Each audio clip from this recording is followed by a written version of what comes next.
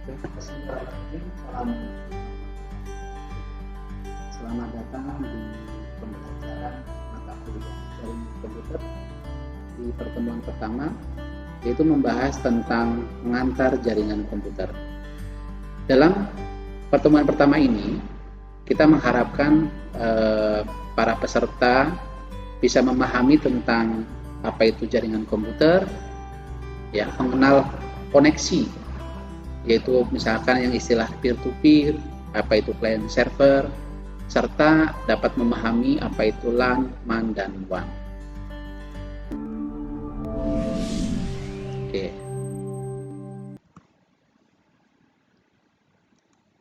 Nah, apa sih itu jaringan komputer, ya? Jadi kalau kita sendiri, bahwasanya sekarang hampir semua teknologi gitu ya, kenapa teknologi internet segala macam semuanya itu bisa berkembang sampai seperti ini, ya, apalagi sekarang sudah istilah nama AI dan sebagainya, itu sangat erat kaitannya adalah dengan apa itu jaringan komputer. Kalau tidak ada jaringan komputer, tentunya teknologi nggak akan sehebat sekarang gitu ya. Nah, jaringan komputer, kalau kita secara definisi adalah merupakan sebuah kumpulan komputer, bisa printer atau peralatan lainnya yang terhubung dalam satu kesatuan yang membentuk sebuah sistem disebut jaringan komputer. Nah, di dalam jaringan komputer tentunya disebut jaringan, dia harus memiliki minimal ada 2 perangkat atau peralatan. Nah, dalam informasi di dalam jaringan komputer juga informasi dan data bergerak di dalamnya adalah media, baik melalui kabel atau tanpa kabel atau istilah namanya wireless. Jadi bisa wired menggunakan kabel atau tanpa kabel. Nah, yang dimana dia sehingga bisa memungkinkan pengguna jaringan komputer dapat saling bertukar dokumen, data, gitu ya, berbagi printer secara bersama-samaan, gitu ya, dalam terhubung dalam sebuah jaringan. Nah, ada istilah di dalam sebuah komputer, sebuah ini adalah node. Nah, apa itu node? Node adalah perangkat yang terhubung dalam sebuah jaringan. Itu bisa berupa PC, laptop, printer, nah itu atau perangkat perebelan yang dia mempunyai identitas sendiri. Nah, itu disebut node istilahnya, ya. Sehingga dia memberikan unik di dalam sebuah jaringan, sebutnya istilahnya node. Nah, di dalam jaringan itu sendiri tentunya nanti bisa 2, 3, bahkan ribuan juta node yang terhubung dalam sebuah jaringan, ya. Seperti itu. Nah, kemudian di dalam jaringan komputer, kita ada mengenal ada istilah koneksi antar node, yaitu ada istilah namanya peer-to-peer, client server, dan client server. Nah, apa itu peer-to-peer? Ya, nah peer-to-peer di sini artinya adalah rekan sekerja atau dia mempunyai sama kedudukannya, ya. Jadi merupakan jaringan komputer yang terdiri dari beberapa komputer yang terhubung langsung dengan kabel crossover atau wireless, ya, atau perangkat hub atau switch, di mana dia mempunyai kedudukan yang sama, ya. Jadi bisa menjadi server ataupun klien dan tergantung nanti dia mempunyai kedudukan yang sama, tidak seolah administrasi secara langsung. Kemudian peer-to-peer ini merupakan sebuah model di mana tiap PC dapat memakai resource pada PC lain, tentunya sama. Nama sebut jaringan juga sama, bisa berbagi resource, ya. Untuk dipakai PC lain tidak ada yang bertindak sebagai server mengatur sistem, jadi tidak ada yang kekuatan administratif yang mengontrol secara penuh. Jadi bisa dia menjadi klien maupun server tergantung posisinya, ya, tetapi dia tidak ada kekuatan administratif yang mengontrol secara penuh gitu ya. Jadi tergantung nanti apakah dia fungsi menjadi klien, apa itu menjadi server. Nah, apa itu klien dan apa itu server? Jadi kalau istilah klien dan server itu adalah kalau server itu sebagai serve gitu ya, dari istilah serve itu artinya yang melayani. Sedangkan klien itu adalah yang request atau meminta gitu ya. Meminta layanan itu disebut klien, sedangkan yang memberikan layanan adalah server. Nah, peer-to-peer ini karena tadi dia sebuah rekan kerja atau mempunyai kedudukan yang sama, Nah, tentunya dia juga bisa saling terhubung. Bisa jadi kalau rekan kerja tersebut yang sedang diminta atau di request dokumen atau segala macam, nah berarti dia berlaku sebagai server. Nah, sedangkan kliennya yang meminta, nah itu sebutnya klien, gitu ya. Jadi harus paham dulu nih istilah apa itu sebut server ataupun klien. Ya, jadi masalah layanan ya. Kalau yang memberikan layanannya eh, adalah server, yang sedangkan yang merequest atau meminta layanan disebut klien. Nah, karena ini peer to peer, jadi bisa jadi rekan kerja tersebut bisa tergantung kedudukannya. Kalau dia sedang dimintain, ya berarti dia sebagai server. Sedang yang meminta adalah sebagai klien, gitu ya. Oke. Nah, ini kalau digambarkan peer to peer ini merupakan argumen seperti ini ya. Jadi dia mempunyai kedudukan yang sama, tetapi kayak tadi kenapa disebut client or server ya? Tergantung kalau dia memang kedudukannya sama ketika dia diminta, dia sebagai server. Tetapi dia mempunyai kedudukan yang sama, bisa jadi server, bisa jadi klien sama-sama. Jadi tidak ada kekuatan administratif yang mengontrol ini mempunyai kedudukan yang sama gitu ya. Seperti itu. Jadi kalau dia sedang diminta, dia menjadi server, tapi kalau sedang meminta menjadi klien seperti itu. Kemudian yang kedua ada namanya client server, ya. Nah, kalau bicara tentang client server, ya, berarti ini merupakan model jaringan yang menggunakan satu atau beberapa komputer sebagai server. Jadi kalau nanti server bisa lebih dari satu, ya, memberikan resource-nya kepada komputer lain dalam jaringan yang mengatur mekanisme akses resource. Jadi nanti ada kekuatan administratif yang dia akan mengontrol, ya. Nah, terus kemudian komunikasi antar node dalam jaringan juga perlu dia diatur gitu ya.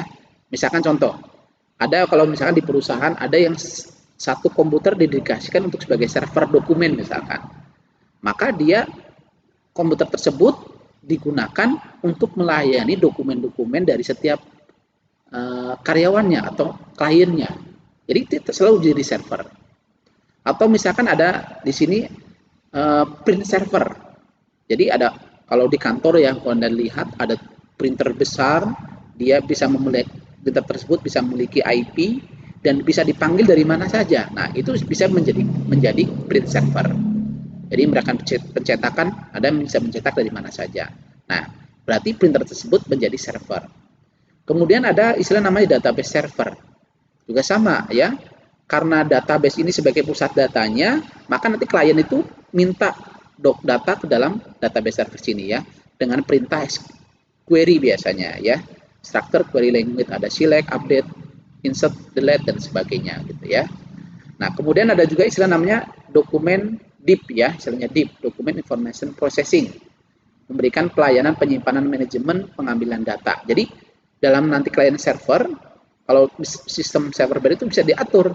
Orang ini punya hak akses, misalkan bisa cuma baca, bisa edit, bisa hapus. Nah, itu adalah disebutnya deep, ya, document information processing.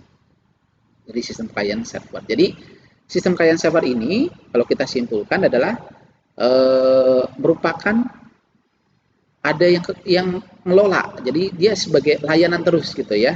Yang kekuatan tergantung nanti dia sebagai server apa. Seperti itu. Nah, ini kalau kita lihat model client server ya, maka seperti tadi ada printer server di sini. Maka nanti ketika klien di sini ingin mencetak gitu ya.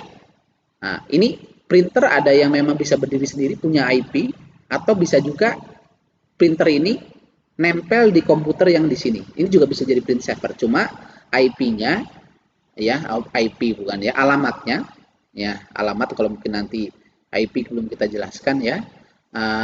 Istilahnya nanti kalau masing-masing itu harus unik disebut punya alamat gitu ya.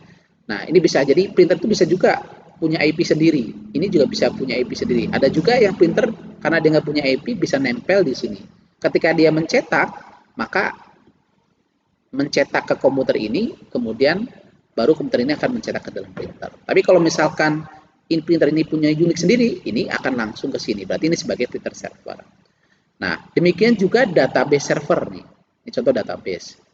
Jadi misalkan ini aplikasi di kalian cuma sebagai interface aja, sedangkan datanya semua ada di sini. Berarti ini merequest ke sini gitu ya. Beda kalau tadi peer to peer ya langsung gitu ya, karena dia tergantung kalau ini sedang klien, Ini server berarti ini sebagai server, atau sebaliknya bisa jadi seperti itu. Dia punya kedudukan sama. Kalau di ini tidak punya kedudukan sama karena inilah sudah didedikasikan menjadi server. Seperti itu. Ini gambar juga sama. Ini ada misalkan mail server ya. Jadi kalau misalnya Anda pakai Yahoo atau di handphone ya, smartphone Anda kan ada Gmail, ada apapun.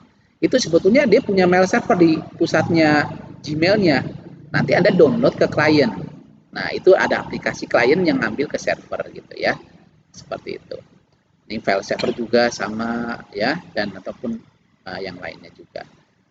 Bahkan nanti kalau yang client server biasanya ada ketika kita menggunakan file server di sini, si klien mesti harus login dulu di sini karena ada kekuatan administratif yang nanti akan mengontrol daripada setiap klien yang akan login ke sini. Sehingga dokumen itu tersebut apakah dia punya hak akses untuk baca saja atau nulis dan sebagainya ya. Karena ini masalah security tentunya. Kenapa di model client server gitu ya. Seperti itu. Nah, masing-masing tentunya ada kelebihan dari peer-to-peer ya. Kelebihan peer-to-peer adalah implementasinya murah dan mudah. Jadi misalnya Anda punya PC, ya udah langsung bisa peer-to-peer. Jadi saya mau berbagi dokumen sama orang lain, ya kalau yang sedang dimintain adalah dia menjadi server, atau kita sedang minta bisa bolak-balik gitu ya. Nah itu beli mudah ya, murah. Tidak memerlukan software administrasi jaringan yang khusus.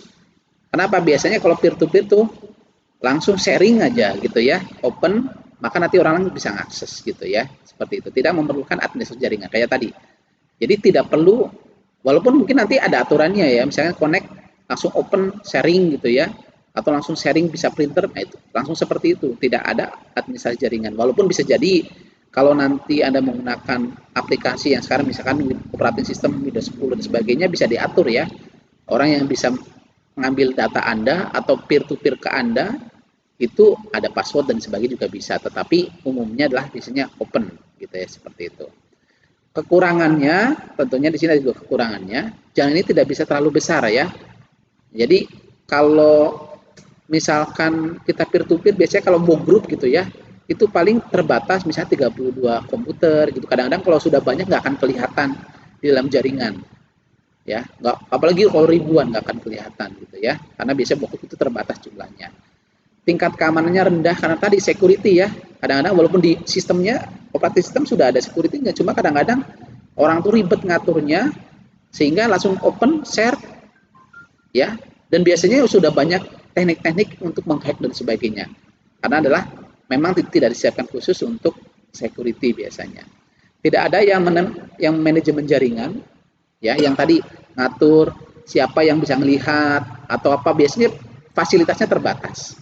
Jadi memanage jaringannya juga tidak kelihatan. Beda kalau sistem operating system server misalkan ya, itu lengkap layanannya ya. Kalau client server yang akses jam berapa, orang ini dibatasi bagaimana, itu lengkap. Sedangkan kalau ini terbatas. Terus kemudian pengguna komputer jaringan harus terlatih ya, menggunakan komputer masing-masing. Nah, kan tergantung, kadang-kadang orang juga nggak paham semuanya kan. Nah, ini kadang-kadang juga perlu banyak belajar dan sebagainya. Kalau client server kan tinggal pakai saja gitu ya. Kalau ini harus banyak belajar dan sebagainya.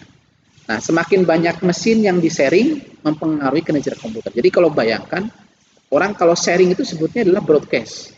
Memberitahukan kepada orang lain bahwasanya ada yang dokumen di-sharing. Nah, tentunya itu akan membebani kinerja daripada jaringan. Ya. Nah, itu jelas satu kekurangan daripada peer-to-peer gitu ya. Ini jaringan.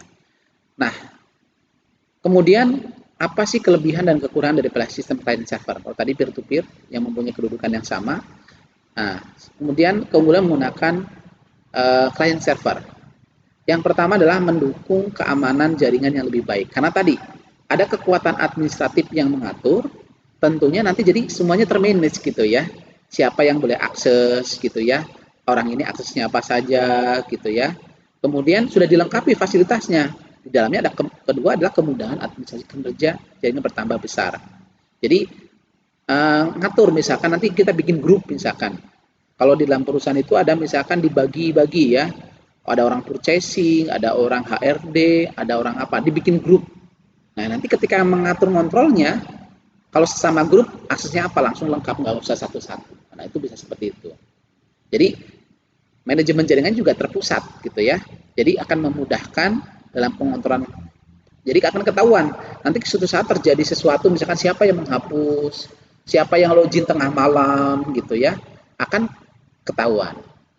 Nah, semua data bisa disimpan dan di backup terpusat di satu lokasi. Jadi beda. Kalau tadi kan tersebar datanya ya di masing-masing PC. Sedangkan kalau ini semua terpusat di data, tentunya nanti akan pengontrolan jauh lebih mudah. Siapa yang haknya, siapa yang misalkan dilakukan backup secara otomatis, biasanya sudah ada toolnya di dalam operating system client servernya. Nah, di samping kelebihan, ada juga kekurangannya ya daripada jaringan client server ini. Ya, di sini pertama butuh administrator jaringan yang profesional. Jadi kan tidak gampang ya, nanti ngatur, tentunya nanti ada SOP-nya seperti apa, bagaimana pengaturannya hanya orang tertentu ya. Tergantung nanti administrator ini ya harus menguasai sistem server yang digunakan dalam mengatur dalam jaringan tersebut. Kemudian butuh perangkat bagus untuk digunakan sebagai komputer server karena tadi komputernya server kan pasti melayani banyak orang, banyak PC atau banyak perangkat. Tentunya membutuhkan spek yang lebih bagus dibandingkan PC biasa karena disebut server gitu ya, yang melayani. Tentunya namanya melayani tentunya butuh spek yang jauh lebih tinggi dibandingkan komputer yang dilayani ya. Jadi kalau bayangkan ada dalam waktu bersamaan ada 1.000 orang yang minta atau minta dilayani, tentunya nah kompetensinya atau kapasitasnya dia harus bisa melayani daripada 1.000 orang yang diminta ini tadi. Kemudian butuh software tool operasional yang mempermudah manajemen ya. Jadi kalau tadi ada butuh software tool kan tentunya nanti software berbasis klien dia cukup mahal gitu ya, ada tool gitu ya.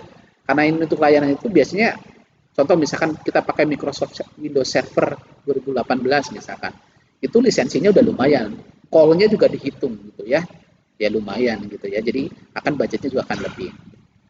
Ya di sisi anggaran, manajemen jaringan menjadi besar ya, jadi tadi ada software gitu ya, bisa nggak, walaupun memang ada alternatif, misalkan pakai Linux gitu ya, yang Linux bukan berarti gratis, ada juga Linux yang berbayar ya. Misalkan Anda menggunakan server yang bagus, misalkan yang sudah settle, menggunakan Red Hat, nah itu berbayar juga sama seperti Microsoft server gitu ya.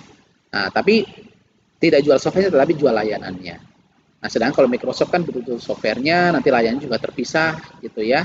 Cuma memang secara familiar penggunaannya, secara user friendly-nya jauh lebih mudah Microsoft ya, semuanya berbasis GUI. Sedangkan kalau Linux mungkin banyak text base gitu ya, hanya orang-orang tertentu saja yang kadang-kadang banyak yang menguasai gitu ya. Kalau Windows enaknya semuanya just anyone wizard gitu ya, just click next gitu ya, cepat untuk penguasaannya.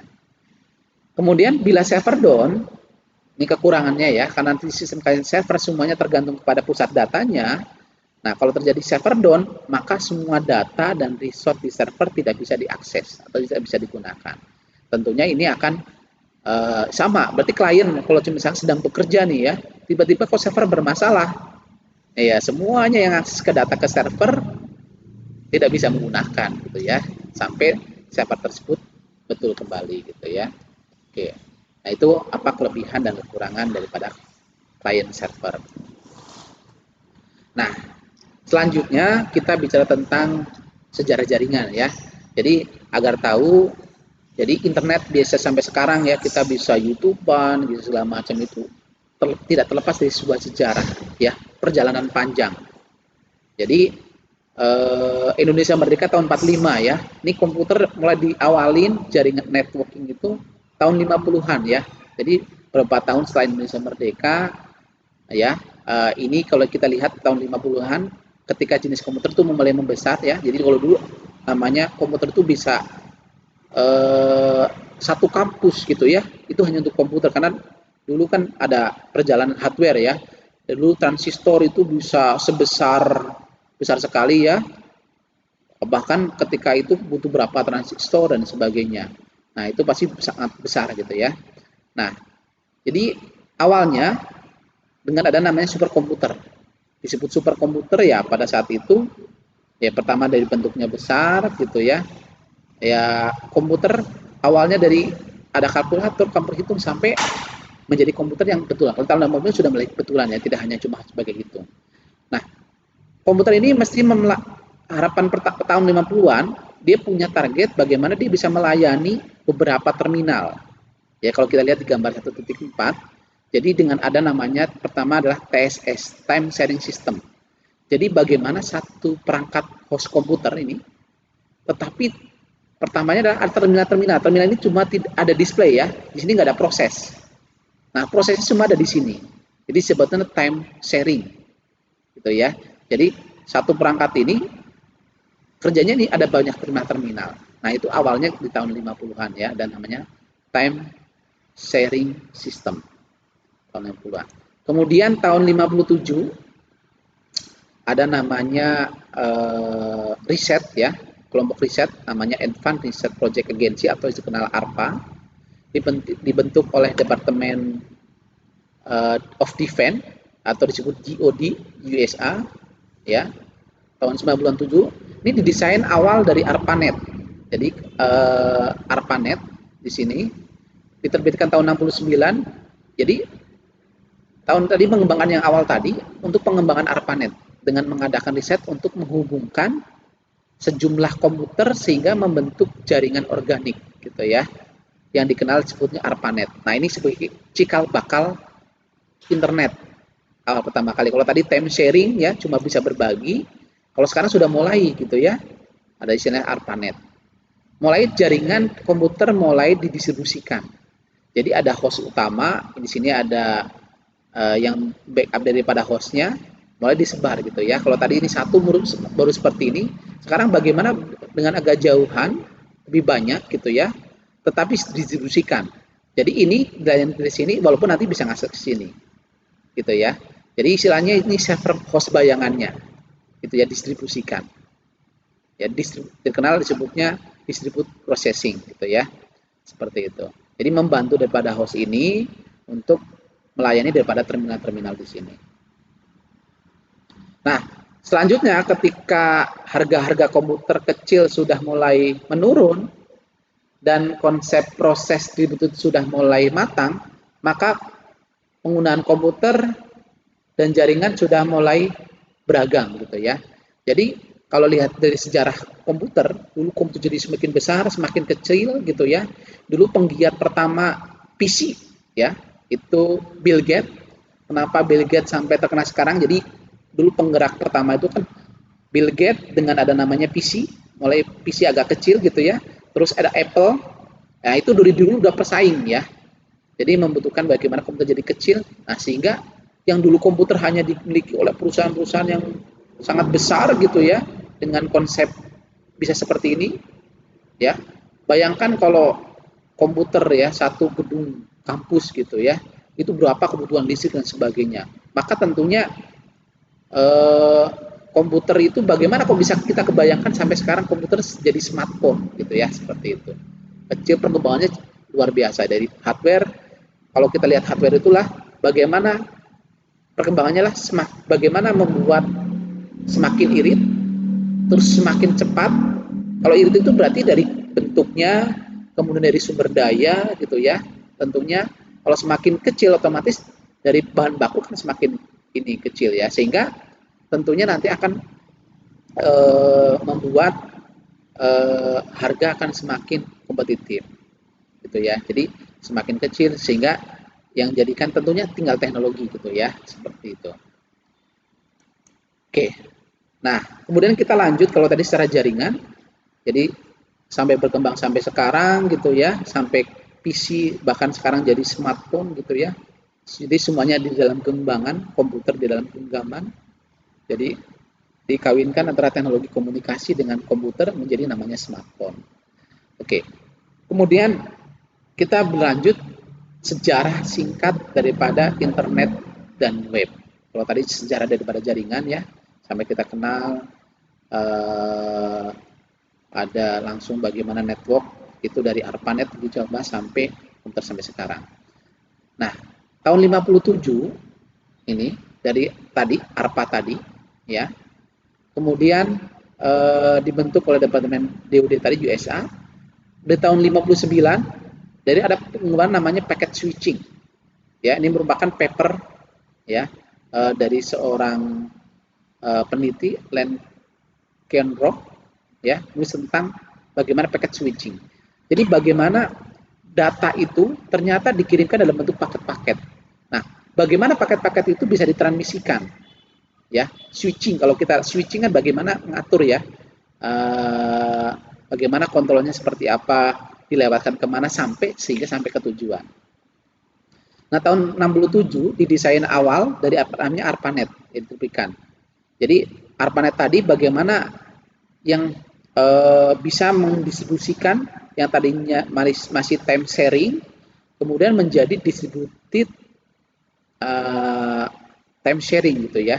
Kalau tadi kan satu untuk terminalnya banyak, kalau sekarang terminalnya sudah kebutuhannya semakin banyak, ada yang membantu host utamanya, gitu ya. Nah, tahun 70 ARPANET mulai menggunakan ada namanya Network Control Protocol atau NCP. Ya, kenapa kok ada sebuah protokol? Ini cikal bakal pertama protokol itu kalau kita ibaratnya ya, yang mengatur. Jadi kalau sudah semakin banyak, bagaimana ngatur paketnya, data segala macam, tentunya itu harus ada yang ngatur, mengontrol secara software. Nah, itu sebutnya protokol.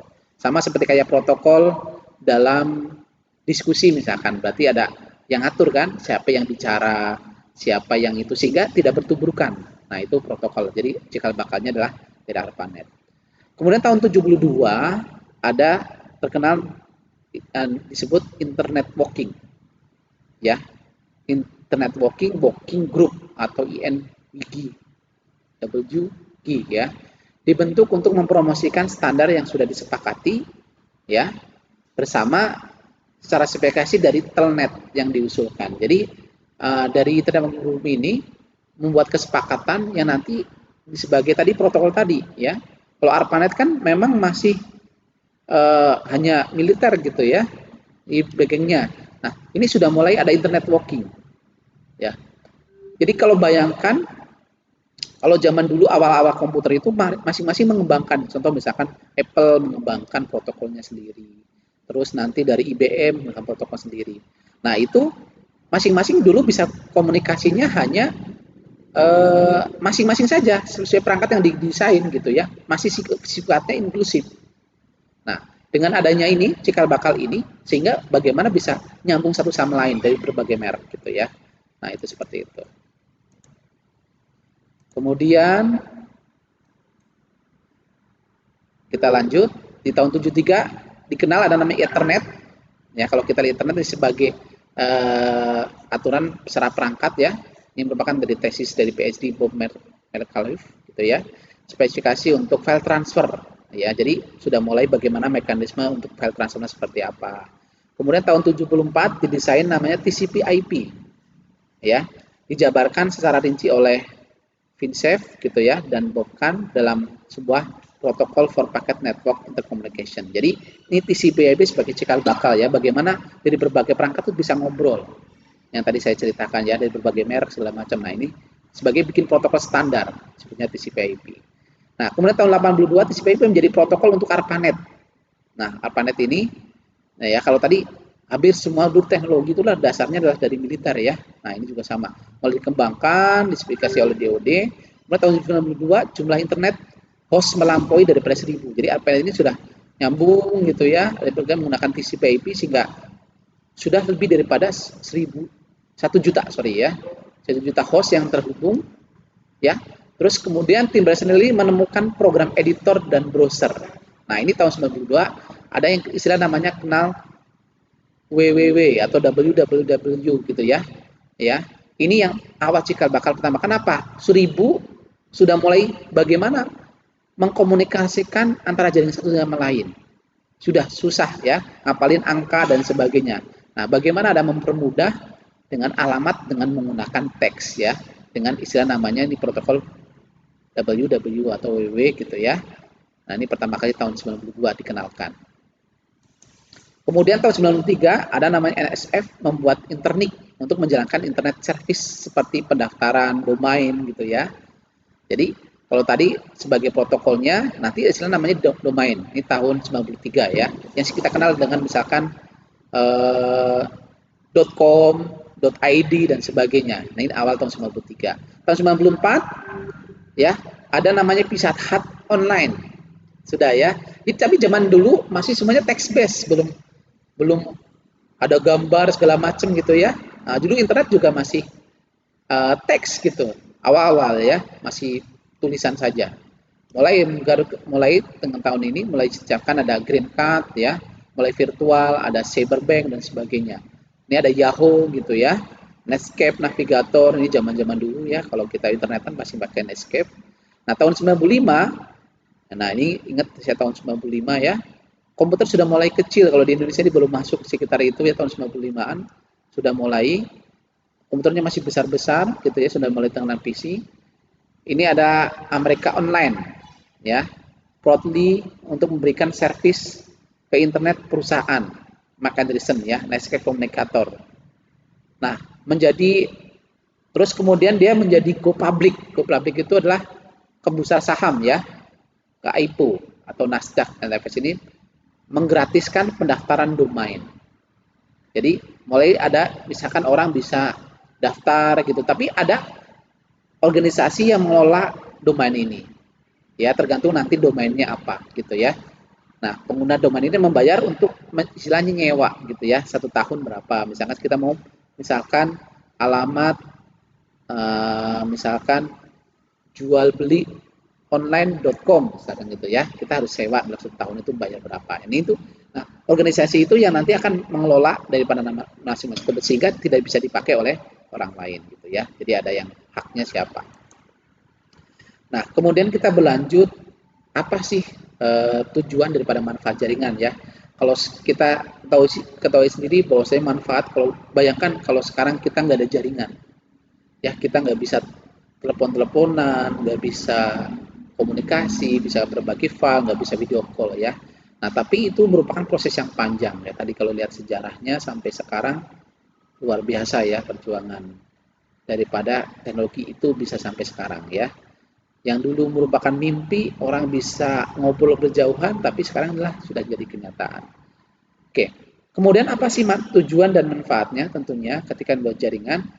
Tentunya tadi ya, dengan jaringan kita bisa berbagi hardware, apa itu hardware atau software ya, perangkat lunak. Jadi yang tadi komputer kalau zaman dulu ya, tahun 2000-an itu awal-awal di warnet tuh ya, mulai warnet tahun 2000-an itu statusnya server, yang lainnya cuma layar doang ya, yaitu contoh berbagi hardware itu ya, jadi satu perangkat server tapi terminalnya banyak. Nah itu, terus kalau software juga sama, jadi contoh yang berbagi software ya, sekarang ada namanya Office 365 tuh, sekarang sudah mulai berbasis cloud semuanya ya. Office 365 itu kan servernya, softwarenya ada di pusat sana Microsoft ya, atau misalkan dia pakai Gmail. Ya, Gmail itu kan ada Google Doc-nya segala macam ya, layanan aplikasinya. Itu satu software berbagi layanan. Nah, itu contoh berbagi. Kalau nggak ada jaringan nggak bisa gitu ya. Tentunya akan bisa menghemat uang gitu ya. Dengan tadi satu bisa buat rame-rame, ya anggaran segala macam. Ya bayangkan kalau tidak ada jaringan, kita mau kirim data ke Jakarta harus datang ke Jakarta, balik ke luar negeri gitu ya, email-email dan sebagainya. Kalau sekarang jauh lebih simpel gitu ya. Kemudian high reliability ya, kehandalan yang tinggi dengan layanan yang tadi cepat dan segala macam akurat. Nah, tentunya high reliability-nya jauh gitu ya. Kemudian akses ke informasi yang berada di tempat lain, tentunya akses berita, government, kita bisa video call ya, bisa komunikasi personil gitu ya. Bahkan sekarang kalau dulu pertama ada WhatsApp ya cuma chat doang, lama-lama ada bisa video call, itu bisa jadi work group. Nah, itu perkembangan juga panjang, bisa jadi seperti itu. Nah, hiburan interaktif seperti video sekarang ya, udah nggak laku TV berbasis yang kayak dulu. TV sudah beralih ke digital. Bahkan sekarang orang malas lihat TV konvensional, tapi senangnya adalah Netflix, YouTube gitu ya. Yang kita cari, kita langsung ketemukan gitu ya. Mudah, langsung interaktif gitu. Oke, tentunya di samping positifnya ya, ada masalah-masalah sosial daripada jargon dan internet ya. Ini yang kadang-kadang ya perlu.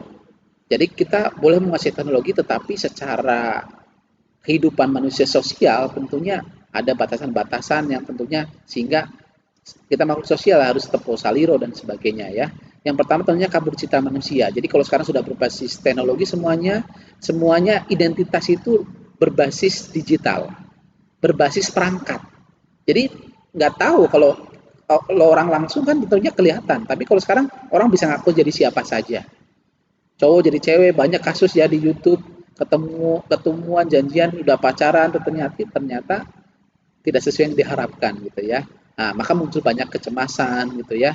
Jangan-jangan data kita dicuri ya. Kemudian apakah data kita disalahgunakan atau banyak juga yang orang sekarang banyak mensalahgunakan ya, gambarnya di crop dan sebagainya gitu ya. Tentunya luar biasa lah dampaknya juga akan menjadikan kecemasan sebagainya. Kemudian keterasingan ya. Kadang-kadang sekarang orang yang tadinya makhluk sosial mulai berkurang apalagi dengan adanya pandemi ya, jadi orang dipaksa semua, jadi udah depan komputer aja ya, jadi setelah kayak hidup kesendirian walaupun memang secara sosial di internet ini, tetapi kadang-kadang merasa terasing dan sebagainya. Terus juga ada namanya golongan miskin informasi dan minoritas. Jadi sekarang orang bisa terbuka luas sekali, jadi orang yang rajin belajar cari informasi dia selalu up to date, tetapi bisa jadi orang yang miskin informasi jadi minoritas gitu ya, nggak akan tahu perkembangan dan sebagainya. Seperti itu. Kemudian muncul individualitas ya, jadi makhluk hedonisme di mana kadang-kadang dia banyak mementingkan diri sendiri gitu ya. Tentunya karena individualitasnya jadi semakin tinggi. Kemudian tingkat kompleksitas dan kecepatan ya akan sangat berpengaruh, kan tadi akses tidak merata ya. Kalau kita di Jawa itu internet sekarang udah ada fiber optik, ada pilihan akses banyak sekali murah gitu. Bayangkan tapi kalau Anda di Papua sana, di Sulawesi yang internetnya masih listrik aja masih biarpet apalagi internet gitu ya. Nah, mereka harus pakai seluler yang kecepatannya masih terbatas gitu ya karena sistemnya sharing gitu ya. Pelanggarnya privasi ya kayak tadi orang kalau banyak hacker, banyak apa tentunya banyak privasi orang yang kadang-kadang dijebol gitu ya dengan adanya ngintip ataupun disalahgunakan dan sebagainya. Kemudian juga banyak bisa jadi ya dengan ada teknologi sekarang yang tadinya bisa berbagi segala macam jadi orang yang bisa jadi multi pekerjaan ya tentunya bisa menimbulkan pengangguran atau penundaan kerja ya. Jadi orang yang menguasai teknologi, menguasai internet yang sekarang banyak dibutuhkan. Sedangkan yang tidak menggunakan teknologi terus kemudian dia tidak mengikuti perkembangan bisa jadi ditinggalkan ya, susah cari kerja dan sebagainya. Terus yang terakhir adalah kurangnya tanggung jawab profesi. Jadi kadang-kadang kita nyalahin komputer, nyalahin jaringan dan sebagainya ya, sehingga terkadang kurang tanggung jawab. Walaupun sebetulnya kalau secara nanti kalau di dalam audit teknologi informasi itu bisa di tracing ya. Jadi misalkan orang carding, misalkan mencuri kartu kredit dan sebagainya itu bisa ditelusuri. Semuanya ada historinya.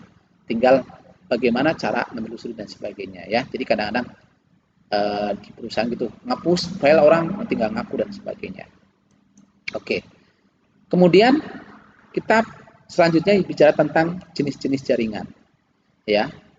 Jenis-jenis jaringan secara umum dibagi menjadi 3 jaringan, yaitu sebutnya local area network, ada metropolitan area network atau wide area network ya, LAN, MAN dan WAN.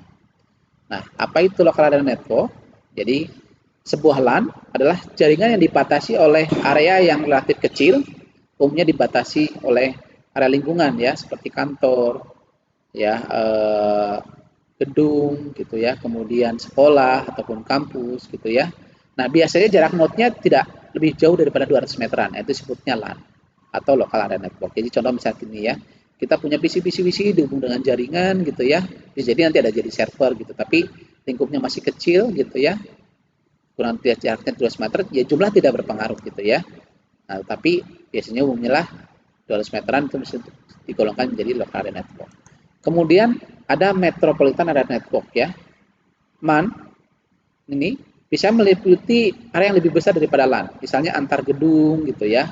Dalam suatu daerah, misalkan seperti provinsi atau negara bagian gitu ya. Nah, ini menghubungkan beberapa buah jaringan kecil ke dalam lingkungan area yang lebih besar. Ya, jadi misalnya contoh kantor cabang sebuah bank misalkan gitu ya. Dalam satu kota, nah itu sebutnya metropolitan area network gitu ya. Jadi bisa jadi menggunakan public city network gitu ya. Jadi LAN-LAN ini gabung ya dalam satu kota disebut jadi metropolitan area network. Seperti itu. Kemudian ada namanya wide area network. Nah, wide area network ini adalah jaringan yang biasanya sudah menggunakan media wireless ya. Ya tentunya bisa jadi wireless, wired juga gitu ya, karena memang sudah antar kota gitu ya. Bisa jadi menggunakan sarana satelit. Nah, kalau satelit di sini kan ini sebagai repeater gitu ya, sebetulnya memancarkan dari masing-masing itu yang nanti akan menghubungkan ke masing-masing MAN dan WAN gitu ya. Karena ini antar pulau kan tentunya kalau pakai kabel, dan zaman dulu belum ya, kalau sekarang sudah pakai kabel, sudah antar negara seperti ini menggunakan serat optik ya. Wireless masih, walaupun sekarang komunikasi ya ada yang menggunakan satelit atau dua-duanya gitu ya, ada backup dan sebagainya gitu ya. Jadi optiknya jalan gitu ya, satelit pun jalan gitu ya. Jadi, nah keunggulan satelit kalau coba dibayangkan ya, kalau satelit kan posisi di atas, otomatis dia coveragenya akan jauh lebih jauh gitu ya, lebih luas, sehingga akan bisa mengcover. Cuma karena menggunakan media udara gitu ya, auranya ini akan terpengaruh kepada jumlah klien yang akan terkoneksi. Oke, ini kalau kita bicara tentang informasi berdasarkan jarak antar node ya. Jadi kalau mengatakan tadi kategori LAN, MAN, dan WAN gitu ya. Jadi kalau misalkan 10 meteran, room, building 100 meter, 200 meter tadi ya, atau 1 kilo itu masih dikategorikan sebagai LAN. Tapi kalau udah 100 kilo meteran gitu ya, sampai lebih dari 1 kilo itu sudah dikatakan adalah wide area network ya. MAN gitu, kemudian menjadi ini sudah antar pulau, disebutnya sudah internet network gitu ya, bisa menggunakan satelit ataupun antar planet dan sebagainya. Nah ini karena tadi ya, LAN, MAN, dan WAN. Kemudian, nah ini secara ini referensi yang saya ambil untuk mengantar jaringan komputer ini. Ini terima kasih sudah menyaksikan video pembelajaran untuk jaringan komputer untuk pertemuan pertama. Wabillahi taufiq wal hidayah. Assalamualaikum warahmatullahi wabarakatuh.